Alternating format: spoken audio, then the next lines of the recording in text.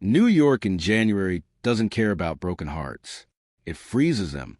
That night, snow covered Fifth Avenue like a white funeral sheet. Traffic lights reflected against the ice. Yellow cabs moved slowly, like they were afraid of slipping into someone else's tragedy. I stood across the street from the Grand Lexington Hotel. I didn't belong there.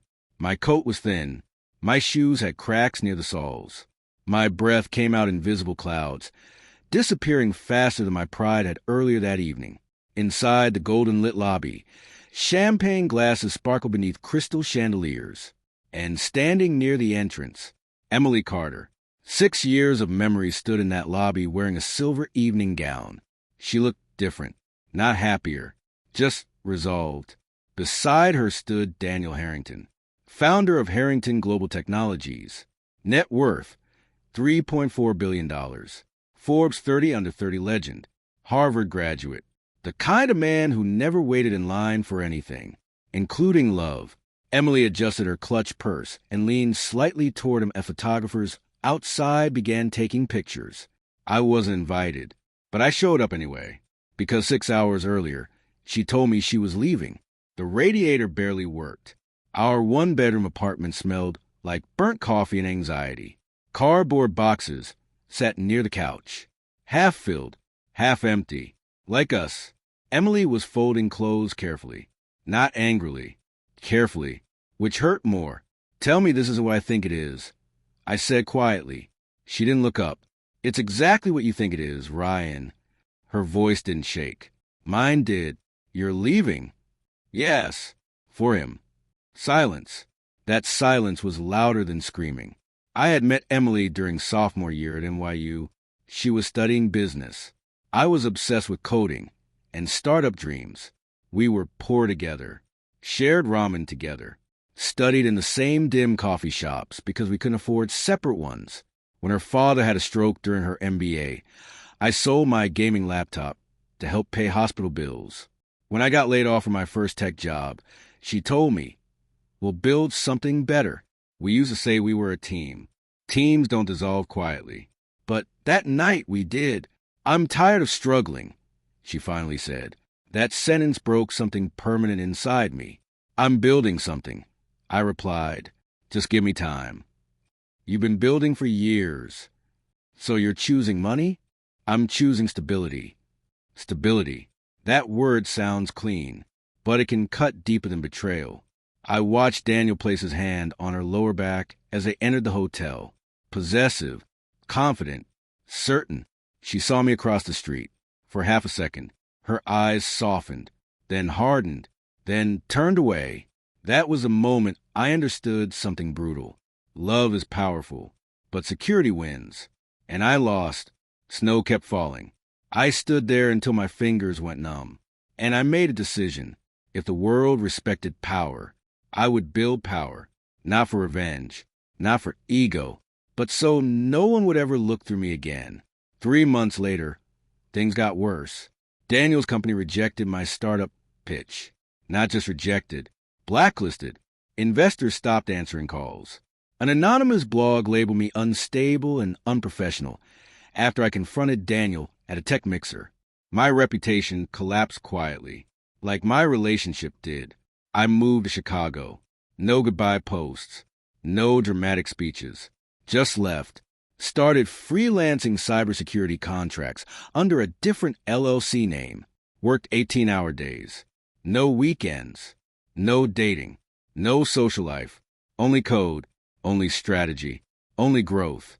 Pain is fuel if you learn how to burn it correctly. A fintech startup hired me as a back-end security consultant. I discovered a major vulnerability in their infrastructure. Instead of just fixing it, I redesigned the architecture. The CEO offered me equity. I accepted 8% instead of higher salary. Everyone said it was risky. They were right, but I was done playing safe. 2 years later, that company was acquired for $480 million. My 8% turned into something life-changing. I didn't celebrate. I reinvested. Anonymous venture capital entries, silent acquisitions, strategic investments. I learned something important. Power doesn't shout. It accumulates quietly. Chicago skyline beneath my office window. Tailored black suit. Patek Philippe watch. Private driver downstairs. But none of it felt like victory. Not yet. My assistant entered the office. Mr. Hayes, the majority shares acquisition is complete. I looked at the folder. Harrington Global Technologies. Daniel's Empire. 62% ownership. Hostile takeover. He didn't even know my name was attached. Until tomorrow. And, sir, she hesitated. What? Emily Carter works there. Executive Strategy Division. Pause. She's engaged to Daniel Harrington. Of course she is. Life likes symmetry. Schedule the board meeting, I said calmly. When? Tomorrow, 9 a.m. And Miss Carter? Invite her personally. New York, 9 a.m. Harrington Global Headquarters. Glass, steel, power. The kind of building that makes you feel small before you even step inside. 7 years ago, I stood in this lobby holding a rejected proposal. Today, I walked in owning 62% of the company. The receptionist didn't recognize me. Good. Power doesn't need recognition. It needs timing. The elevator ride to the 48th floor felt shorter than it should have. My reflection stared back at me in the mirrored walls. No more cracked shoes. No more borrowed suits. No more desperation. But the scar? Still there. Invisible. Permanent. When I entered, 12 board members were already seated. Daniel stood at the head of the table. Confident. Relaxed. Unaware. And then I saw her. Emily Carter. White blouse. Dark pencil skirt. Hair tied back professionally. Older. Sharper. More composed. But when her eyes landed on me, time stopped. Not dramatically. Not loudly. Just quietly froze. Recognition. Shock. Something else. Maybe regret. Maybe fear. Maybe both. Daniel looked irritated at the interruption. Excuse me, he said. This meeting is restricted. I closed the door behind me. It is. I agreed calmly, which is why I'm here. The company lawyer stood quickly. Sir, you can't. I can. I placed a folder on the table. The room fell silent as the lead attorney flipped through the documents. And then it happened. Color drained from Daniel's face. This isn't possible, he muttered. It is, the attorney said quietly. Majority shares transferred overnight. Daniel's jaw tightened. To who? I pulled out a chair, sat down, folded my hands. Ryan Hayes. Silence hit the room like a shockwave. Daniel stared at me harder. And then, memory clicked. You. Not loud, not angry, just disbelief. Emily's breathing changed. I noticed. Small details always matter. You tried to pitch us a cybersecurity platform years ago. Daniel said slowly. I did. And you publicly embarrassed yourself at a mixer. I did that too. And now you're claiming you own my company? I corrected him gently. Our company. Board members began whispering. Financial charts were pulled up. Numbers confirmed everything. I didn't raise my voice. Didn't smirk. Didn't gloat. Revenge is louder when it's quiet. For the first time, she spoke. Ryan. My name sounded different in her voice. Less intimate. More cautious. You disappeared. I met her eyes. You chose stability. A slight flinch. Only I noticed. Daniel regained composure. What exactly do you want? He asked coldly. Control. Leverage. Closure. But I didn't say that. I want restructuring. I replied calmly. Leadership review. Financial transparency. Internal audit. His eyes narrowed. You're accusing me of something? I'm protecting my investment. The board shifted. They respected logic, not emotion. After the meeting adjourned in tension, I stepped into the hallway. Ryan. Her voice followed me. I stopped, turned slowly. We stood 6 feet apart. 7 years between us. You look different, she said quietly. So do you? Silence. The hallway buzzed with distant corporate movement. I didn't expect this, she admitted. I didn't expect a lot of things. Her eyes searched mine. For revenge. For evolution. She hesitated before speaking again. You think I left because of money. You said you were tired of struggling. That wasn't the whole truth. That sentence lingered. Heavy. What was the rest? I asked. She didn't answer. Instead, she said something that unsettled me. Be careful, Ryan. A strange warning. Of what? She looked back toward the boardroom. Of how you think you won. And then she walked away. I stood alone in my Manhattan penthouse. Yes, Manhattan. I bought property here 2 years ago. Didn't visit until now. The city lights looked the same as they did the night she left me. But I didn't feel cold anymore. I should have felt victorious. Instead, I felt uneasy. Because Emily didn't look like a woman who traded love for comfort. She looked like someone who sacrificed something. And that bothered me. I don't like unanswered variables. My internal audit team found irregularities. Offshore accounts. Shell companies. Unreported transfers. Millions missing. All linked to Daniel Harrington. I stared at the screen. Corruption. Fraud. Embezzlement. If exposed, he would fall. Publicly. Brutally. And Emily? Collateral damage. That evening, my phone rang. Unknown number. I answered. Ryan. Emily's voice. He knows you're investigating. I assumed you would. You don't understand how far he'll go. I'm not the same man from 7 years ago. I know, she whispered, and that's what scares me. Manhattan looks honest at night. It hides nothing. Every window lit. Every ambition exposed. Emily chose the rooftop bar of the Aurelius Tower for our meeting. Neutral territory. Public enough to be safe. Private enough to speak.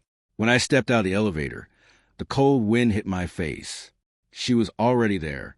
No makeup tonight. No corporate armor. Just Emily, the woman I once planned a future with. For a moment, neither of us spoke. 7 years is a long time, but silence still recognized us. You shouldn't be investigating Daniel like this, she said finally. I shouldn't. He doesn't lose. Everyone loses. Her jaw tightened. You don't know him the way I do. The irony almost made me laugh. I knew him well enough to watch him take everything from me. She looked at me sharply. He didn't take me. No. Her voice dropped. I chose to leave. Yes, I replied evenly. You did. She gripped the edge of the railing. You think I left because I wanted luxury. That's what you said. I said I was tired of struggling. That's the same thing. No, she snapped. Wind caught her hair as she turned toward me fully. You were collapsing, Ryan. That wasn't what I expected. What? You were working 20-hour days. You stopped sleeping. You stopped eating properly. You were obsessed with proving yourself. I was building something. You were destroying yourself. I didn't answer, because part of me knew she wasn't lying. And when your startup failed, she continued softly, you blamed yourself. You spiraled. I remembered the rejection emails, the ignored calls, the humiliation at that tech mixer. I thought if I stayed, she whispered. You keep burning yourself alive trying to save us. I frowned. So you left to protect me? That's not what I'm saying. Then what are you saying? Her eyes filled, but she didn't cry. I got an offer from Daniel the same week you got blacklisted. I went still. What offer? To join Harrington Global. That's not surprising. It came with conditions. My stomach tightened. What conditions? She hesitated. He wanted your prototype. The rooftop suddenly felt colder. He wanted my cybersecurity architecture? Yes. And I refused. That caught me off guard. I told him it wasn't mine to give. Then how did he? He already had access. Silence. A slow realization forming. You're saying someone inside my team leaked it. Yes. And Daniel knew. Yes. And you stayed with him anyway? Her voice broke for the first time. You were already finished in Silicon Valley. The word stung. I couldn't stop that. But I could stop him from destroying you further. I stared at her. What did you do? I negotiated. Wind howled between skyscrapers. I told him I'd join the company, she said quietly, if he stopped pushing the blacklist narrative. My chest tightened. You traded yourself. I bought you space. That's not your job. I loved you. The word hung in the air. Loved. Past tense. I stepped closer. Why didn't you tell me? Because you would have refused. Yes. Exactly. Silence stretched. 7 years of misunderstanding collapsing slowly. Daniel never cared about me, she continued. I was leverage. And now he thinks I'm loyal. Are you? Her answer came instantly. No. My phone buzzed. Breaking news notification. SEC launches inquiry into Harrington Global Accounting Practices. I looked at her. I didn't release that. Her face drained. He did. Daniel, he'll frame you. How? He'll make it look like the hostile takeover triggered instability, that you manipulated the market. I exhaled slowly. So this is escalation. Yes. And you? She looked torn. I can't be seen helping you. But you are. Yes. The next morning, financial media exploded. Headlines across Wall Street Journal, CNBC, and Bloomberg speculated that the sudden ownership shift caused internal financial exposure. Daniel held a press conference. Calm, polished, victim narrative activated. We welcome transparency, he said publicly. Our new majority shareholder initiated aggressive restructuring without full review. Translation? Blame me. Stock prices dipped. Board members panicked. Investors called nonstop. War. Corporate. Strategic. Public. That evening, Daniel requested a private meeting. His office. Floor-to-ceiling windows. He didn't offer me a seat. You should have stayed in Chicago, he said smoothly. I own this building now. On paper, and in reality. He smiled thinly. You think winning shares makes you powerful? No. What does? Information. His smile faded slightly. You're digging into accounts that don't concern you. They concern the SEC. You won't find proof. I already have. That was a bluff. But his micro-expression shifted. Fear. Tiny, but present. He leaned closer. You lost her once. I held his gaze. Careful. You think she came back to you because she cares? She didn't come back. He smirked. She will disappoint you again. That hit somewhere old. But I didn't show it. You're nervous, I said quietly. He straightened. I don't lose. Everyone does. Later that night, I sat alone in my penthouse. City lights below, whiskey untouched. For 7 years, I believed a simple narrative. She left me for money. Now that narrative was cracking. And cracks are dangerous, because they force you to question your fuel. If revenge wasn't the foundation, what was? My phone buzzed again. Text from Emily. He's planning something bigger. Be ready. I stared at the message. And for the first time in 7 years, I didn't feel anger toward her. I felt fear for her. 3 days after Daniel's press conference, I was served papers. Not privately. Publicly. Outside Harrington Global Headquarters. Cameras everywhere. Microphones shoved forward. Mr. Hayes, are you manipulating company stock? Did you orchestrate the SEC inquiry? Are you destabilizing American markets? Daniel stood behind the glass doors watching. Calm, controlled, prepared. The lawsuit claimed market manipulation, insider coordination with regulators, intent to devalue shares for hostile gain. It was aggressive, strategic, and designed to destroy credibility. Not legally, socially, because in corporate America, perception moves faster than truth. Emergency board meeting. Tension thicker than before. Several members now hesitant. This instability is costing millions daily, one director said. Another added, perhaps restructuring should pause. Daniel remained silent. He didn't need to speak. Fear was doing it for him. I stood slowly. You're reacting emotionally. I said evenly. The audit findings are real. Offshore transfers exist. Unproven. Daniel inserted calmly. For now, I replied. Then I placed a flash drive on the table. Preliminary internal tracing logs. Not full evidence, but enough to make them uncomfortable. The room shifted again. Momentum is fragile. You either control it or it controls you. Later that evening, Emily was called into Daniel's office. Glass walls, city lights behind him. "You've been distant," he said casually. "I'm busy." "With what?" "Damage control. You've created a storm." His eyes narrowed slightly. "You think I created this?" "I think it's escalating." He stepped closer. "Are you loyal to this company?" "Yes." "Are you loyal to me?" Silence. "Tiny. Dangerous." "I've stood by you for 7 years," she said carefully. "Answer the question." She met his gaze. "Yes." It was the only safe answer.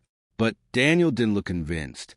Meanwhile, my cybersecurity team in Chicago found something critical. A secondary encryption key, hidden in an outdated server cluster Daniel believed was decommissioned. Arrogance creates blind spots. The key unlocked a trail. Cayman Islands, Singapore, Zurich, millions redirected through shell corporations. But here's what froze me. One authorization signature matched Emily's credentials. Timestamp, 5 years ago. I stared at the screen. No, that didn't align. She warned me. She helped me. Why would she sign offshore transfers? I called her immediately. "Meet me? Now." We met in a quiet underground parking structure. Concrete pillars, echoing silence. I showed her the tablet. She went pale. "I didn't authorize that." "It's your clearance." "I never signed those transfers." "The encryption confirms your access ID." "That's impossible." I studied her face. Not guilt. Shock. Real. "Daniel cloned your credentials." I said slowly. Her breathing became uneven. "He told me once my access level was too broad," she whispered. "He insisted on security optimization." "Meaning?" "He had back-end override capability." He framed her. "You could go to prison," I said quietly. She swallowed. "So could you. If I expose this, your name appears in the logs. And if you don't," he continues. Silence between us. Heavy. 7 years ago, she sacrificed herself to protect me. Now the system was built to destroy her. "Why are you helping me?" she asked suddenly. "Because I never stopped loving you." The words nearly escaped, but I said instead, "Because this isn't just business anymore." Her eyes softened. Dangerous territory. We were standing too close. Breathing too close. History too loud. "I can't be seen meeting you," she whispered. "I know. If he finds out, he already suspects." The next morning, federal investigators officially announced a preliminary review. Daniel moved fast. Internal memo. Executive restructuring initiative. Translation? Remove potential liabilities. Emily was reassigned. Lower authority. Reduced access. Soft emotion. Punishment disguised as strategy. She called me that night. "He's isolating me." "That means he's nervous." "It means I'm exposed." We met again, this time inside my Manhattan penthouse. Risky, but necessary. She walked slowly through the living room. Modern art, glass walls, city below. "You built all this," she said quietly. "You chose stability," I replied. She closed her eyes briefly. "I chose survival." "For who?" "For both of us." Silence stretched. Then she said something that shifted everything. "The night I left, I was pregnant." The world stopped. "What?" "I lost it 2 weeks later." The room felt smaller. "You never told me." "I couldn't." "Why?" "Because if you knew, you would have destroyed yourself trying to fix everything." My chest tightened painfully. 7 years of anger, misdirected. 7 years of grief, unshared. "That child was ours," she whispered. The word ours broke something deep inside me. Now this wasn't about revenge, or power, or pride. It was about truth, about stolen futures, about manipulation, about the man who thought he could control everything. Daniel Harrington had framed her, used her, weaponized love. And now he was running out of room. That night, an anonymous envelope arrived at my penthouse. Inside, photographs.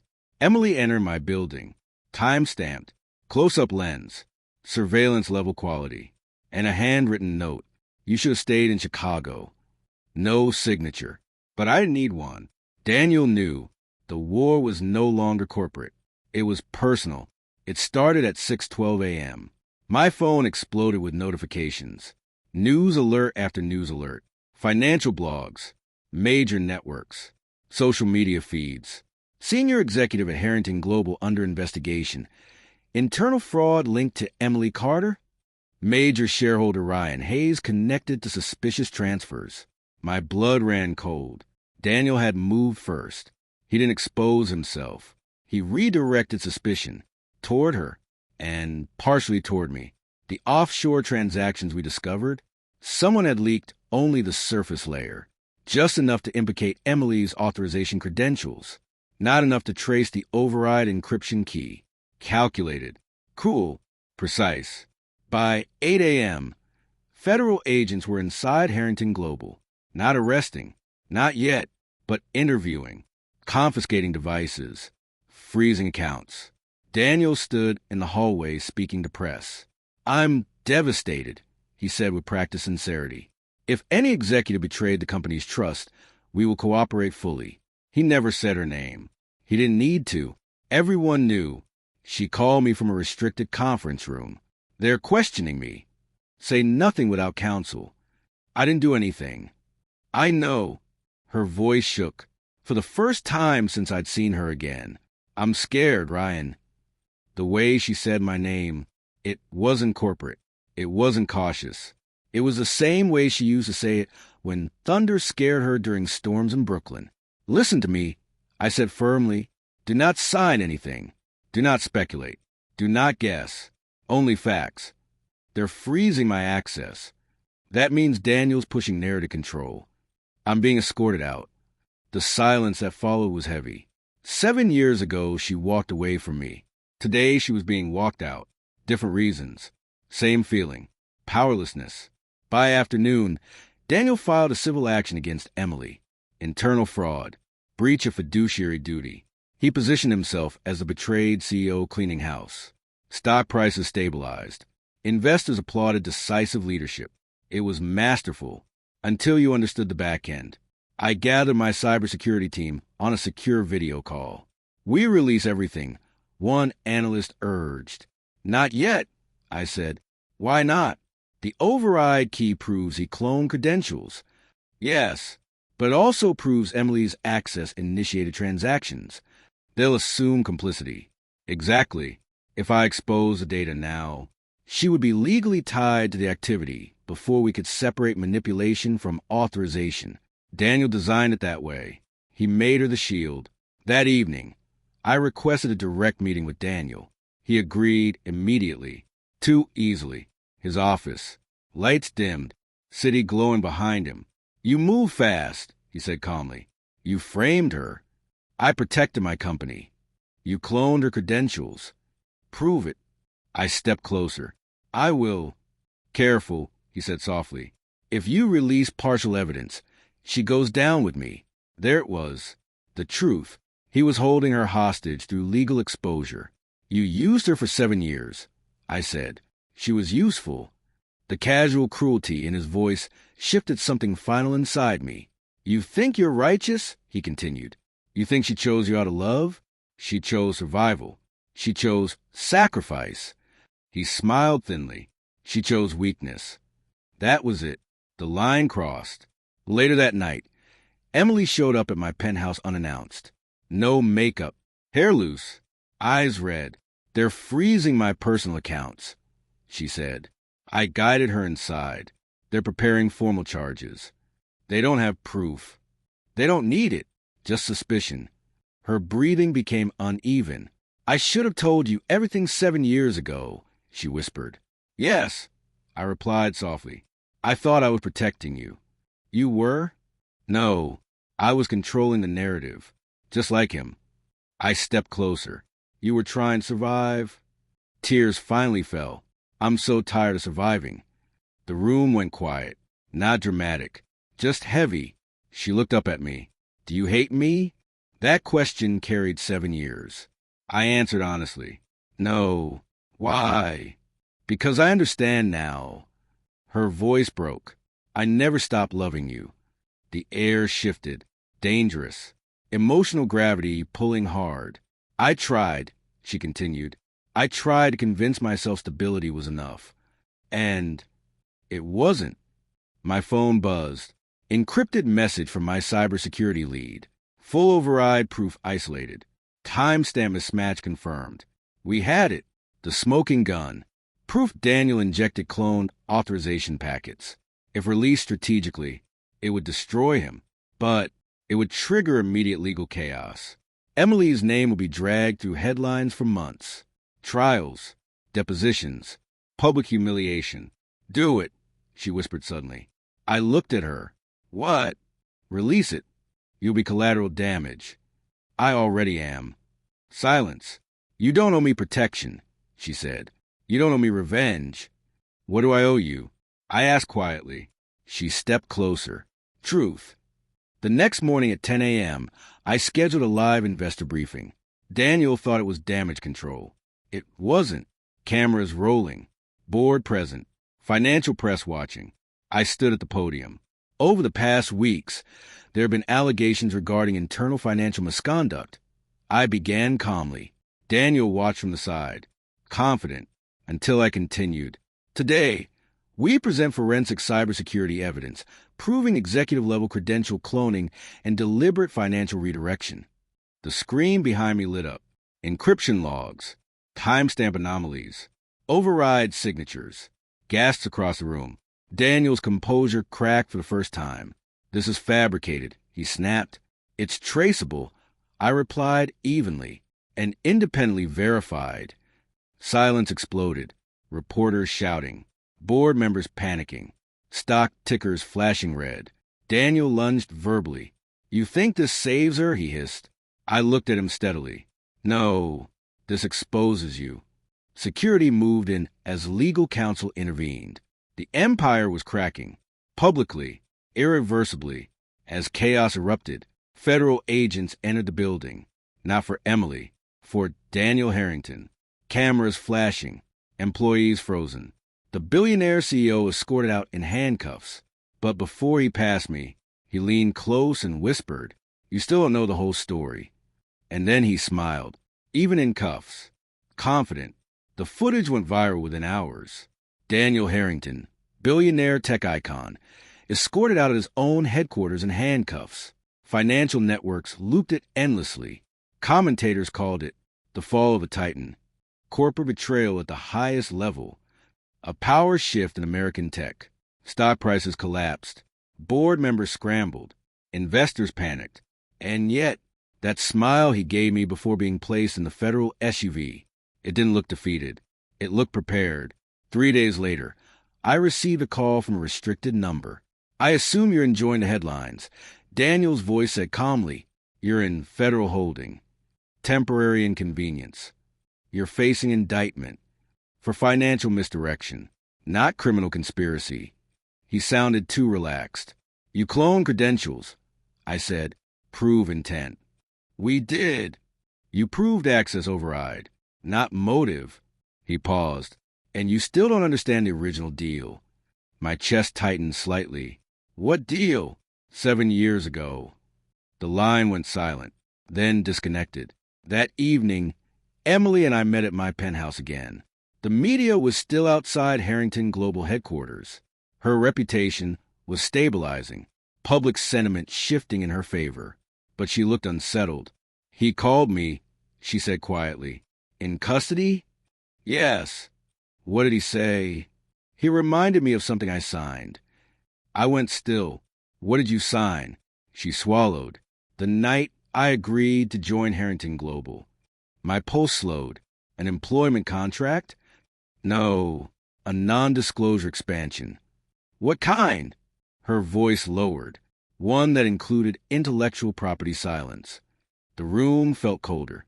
Emily, I signed an agreement stating I would never disclose prior proprietary frameworks discussed during recruitment negotiations.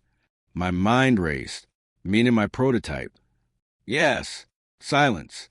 And if you testify that Daniel targeted your architecture, I breach contract and financial ruin, criminal liability if framed as coordinated deception.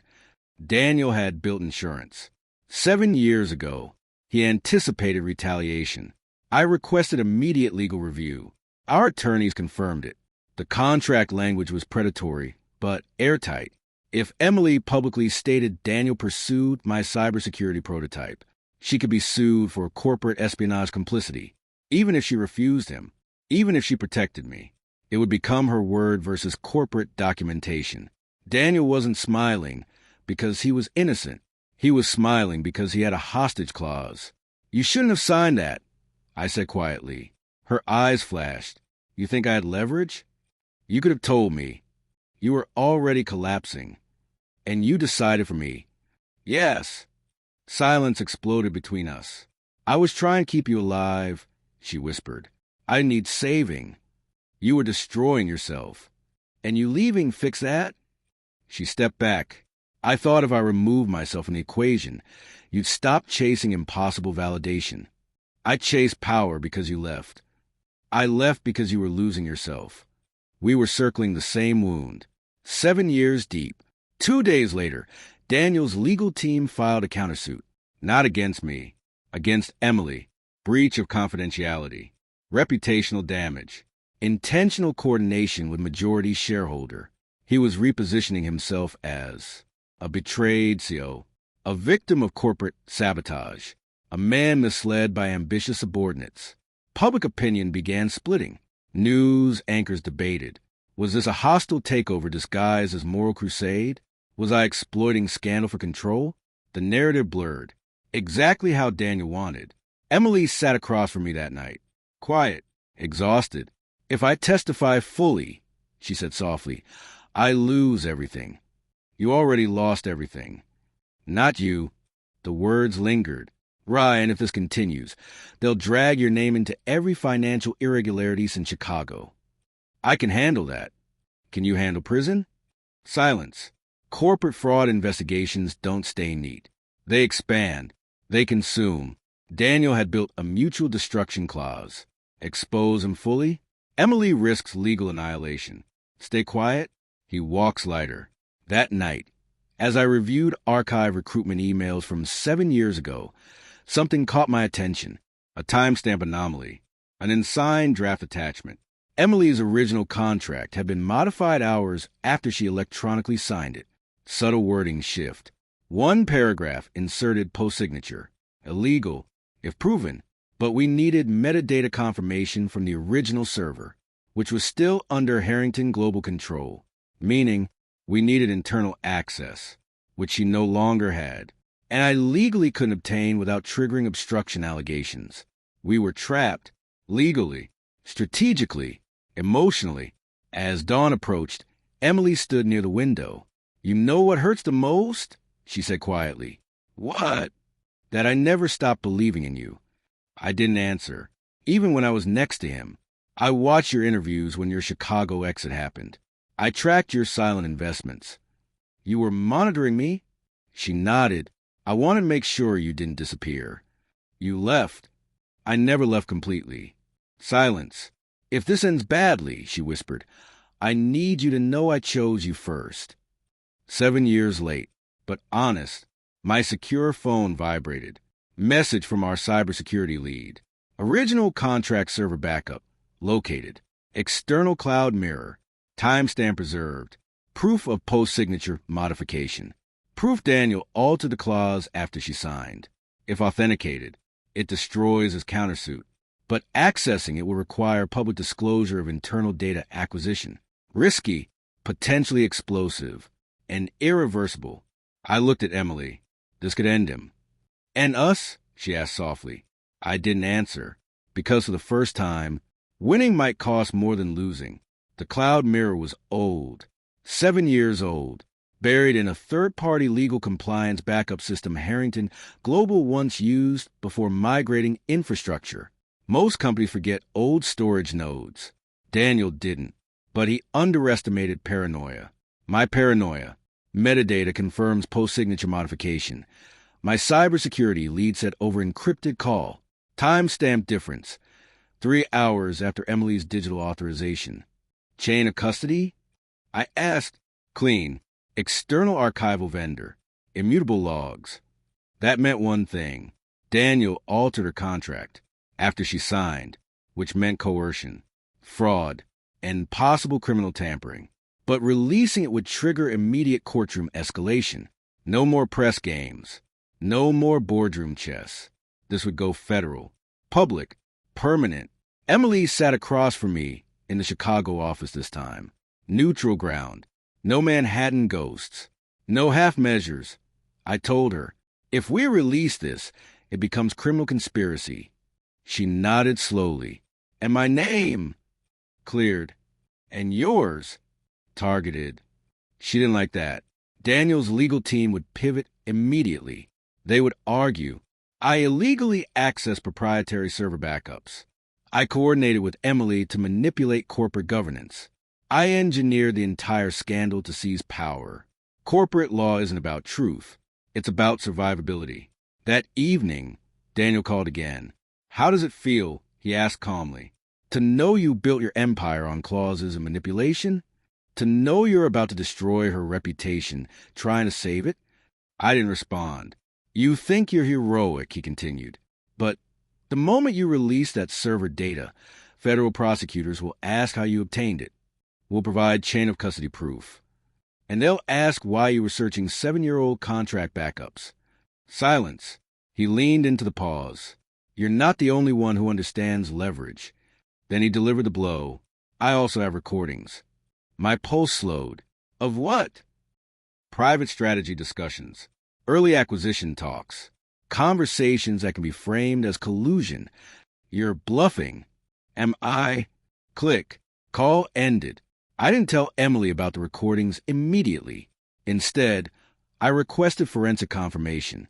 2 days later, our legal intelligence team confirmed. Daniel had indeed archived executive office audio logs. Legal in certain corporate jurisdictions. Weaponizable in court, if edited selectively. He had insurance on everyone, including her, including me. When I finally told Emily, she went silent. How bad, she asked. If manipulated, it could look like we coordinated market destabilization. We didn't. Truth doesn't always win first. She closed her eyes. This never ends, does it? It does. How? One decisive move. We shifted strategy. Instead of releasing the server modification proof to the media, we submitted it directly to federal prosecutors under sealed disclosure. No press, no spectacle. Chain of custody verified. If prosecutors authenticated tampering, Daniel's countersuit collapses quietly. Criminal exposure increases, and he loses leverage. It was less dramatic, but smarter. 3 days passed. Silence. Then, federal request for expanded documentation. That meant they were taking it seriously. Cornered men do dangerous things. Daniel gave an exclusive interview from custody. Claimed, the takeover was premeditated years in advance. Emily and I maintained secret communication. During her engagement, I manipulated market volatility to depress valuation. Speculation exploded online. Old photos resurfaced. Clipped footage of Emily entering my building. Narrative turned murky again. Investors questioned stability. Board confidence wavered. He wasn't fighting for innocence. He was fighting for doubt. And doubt is powerful. That night, Emily broke. Not dramatically. Quietly. She sat on the edge of my penthouse couch, staring at nothing. I should have walked away completely, she whispered. You did. Not enough. She looked at me. Every time I chose you in secret, it created a shadow version of us. We didn't have a version. We did, she said softly. In my head. Silence stretched between us. 7 years of almost. 7 years of misaligned timing. If this ends with you losing everything, she said quietly, I won't forgive myself. I stepped closer. This isn't about forgiveness. Then what is it about? Freedom. The call came at 7:48 a.m. Federal Prosecutor's Office. Mr. Hayes, forensic authentication, confirms post-signature contract modification. My grip tightened. Criminal? Likely. And Emily Carter? not implicated in the tampering. Relief hit harder than victory. What happens now? I asked. We expand charges. Daniel's leverage fractured, not publicly yet, but legally. And legal fractures become public earthquakes. That afternoon, Emily received an envelope, no return address. Inside, a wedding invitation. Her name printed elegantly. From Daniel. Ceremony scheduled in 3 weeks. Location: private estate in the Hamptons. Handwritten note inside. Let's finish what we started. My blood ran cold. He can't legally marry you under indictment, I said. He can stage an event. For what? She looked up slowly. For narrative control. If he appeared composed, romantic, devoted, public sympathy might tilt. He was planning a spectacle, and she was the centerpiece. Emily held the invitation with trembling fingers. If I refuse, she whispered, he paints me as vindictive. If you attend, I walk into his arena. Silence. 3 weeks. A public wedding. A man under federal expansion charges. A woman at the center of scandal. And me, holding legal proof strong enough to end him permanently. But timing would decide everything. She looked at me. Will you come? I didn't hesitate. Yes. 3 weeks later. The Hamptons looked untouched by scandal. Ocean breeze. White tents. Luxury cars lining a private coastal estate. Press wasn't officially invited, but they were there. Drones at a distance. Long lenses hidden behind dunes. Daniel Harrington wasn't planning a marriage. He was staging resurrection. A visual narrative. The composed billionaire. The loyal fiancé. The misunderstood executive. The victim of corporate warfare. If the public believed love survived scandal, markets might follow. Sympathy moves numbers. And Daniel understood numbers better than anyone. Emily stood in a private room overlooking the water. White dress. Minimal jewelry. No joy in her eyes. Just clarity. I stood across from her. Not touching. Not yet. Last chance to walk away. I said quietly, if I don't go out there, she replied, he controls the story. And if you do, I control the ending. Silence. Wind pressed against the windows. You don't owe him this, I said. I don't owe him, she answered. I owe myself closure. She stepped closer. 7 years ago, I chose stability over chaos. You chose survival. I chose fear. I didn't correct her. Today, she continued softly, I'm choosing truth. Guests seated. Ocean behind the altar. Daniel standing in a perfectly tailored tuxedo. Confident, collected, untouched by handcuffs. Because technically, he was out on bail. Charges expanding quietly. But not yet public. Timing. Everything was timing. Music began. Emily walked down the aisle. Every camera zoomed. Every whisper paused. Daniel smiled like a man reclaiming control. And for a moment, it looked convincing. The officiant began. Polished words. Commitment language. Daniel took her hands. Through adversity, he said clearly, projecting confidence, we prove loyalty. Subtle message. To investors. To media. To prosecutors. Then it was Emily's turn. She didn't look at the officiant. She looked at Daniel. You taught me something, she began calmly. A slight flicker crossed his face. You taught me how contracts can cage people. Murmurs. You taught me how leverage can look like love. Daniel's grip tightened slightly. Emily, he said under his breath, but she continued. And you taught me that silence protects the wrong person. The air shifted. Guests exchanging glances. Cameras zooming closer. That's when I stepped forward. Not dramatically. Not running. Just walking. Measured. Intentional. Gasps rippled across the chairs. Daniel's jaw hardened. You don't get to do this, he said sharply. I ignored him.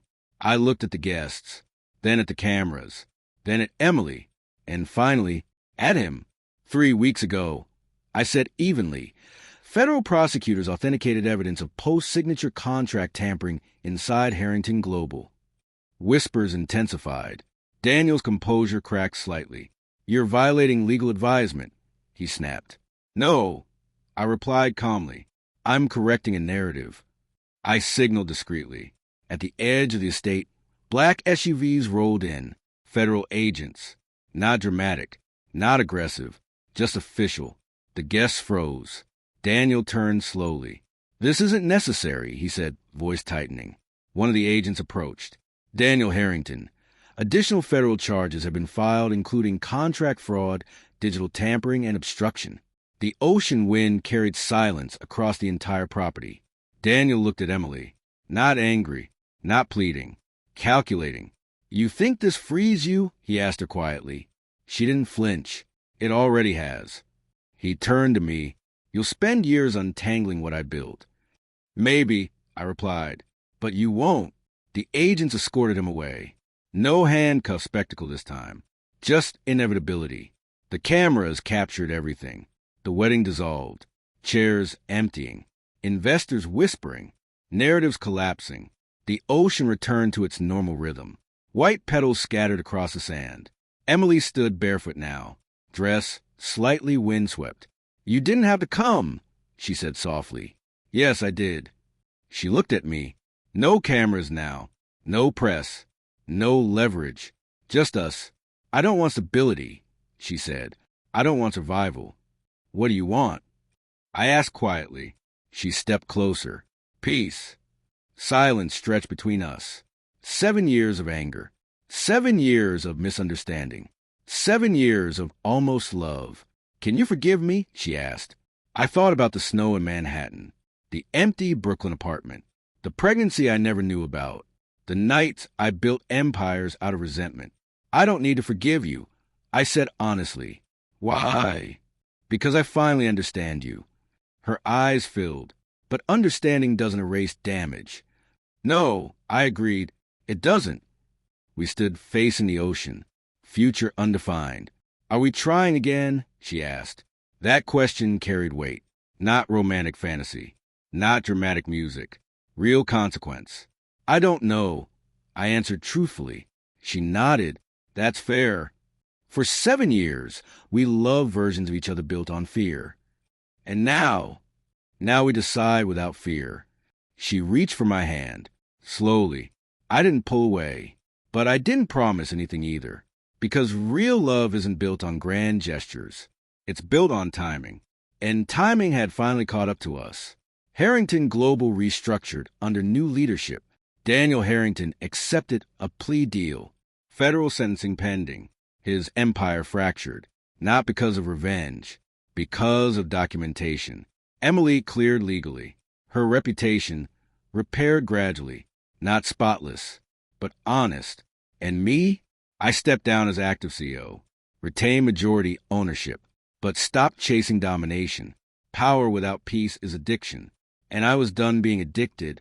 Winter again. Manhattan. Snow falling softly. This time, we're not across the street from each other. We're walking side by side. No cameras. No billionaires. No survival instincts. Just two people who finally understand. Love isn't about choosing security over struggle.